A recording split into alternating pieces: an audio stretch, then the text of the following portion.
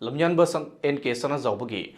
Marfu Nipan suba birth anniversary ki thoram ama NK Sanajaoba Memorial Trust na sinduna konung lampak ta leiba Lamyanba sanglenda pangthokkhre mafam kayadagi mioi kaya laktuna laikhitrabaki photo da leisu katuna ikai kumna utkiba thoram aduga mari lenana NK Sanajaoba Memorial Trust ke General Secretary L Jadumani na phongthokhibada matamamagi Pan Manipuri Youth League Sephongi editor oiramba Lamyanba sina matamadugi Miam Prajaga samnadaba leibaki asoibasing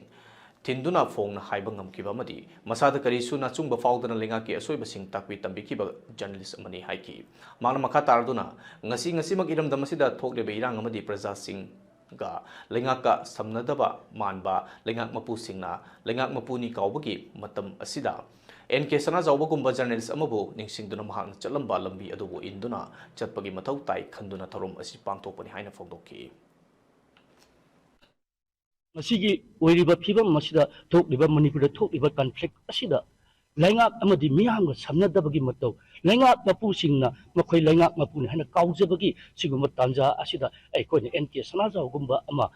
journalist abubu ningsingduna maakna tobiramba maaki maana chatlamba magi khudung ado akoi mabu ningsingbagaluna induna chatpangabagi mathau tai hana khanjabadagi aikoi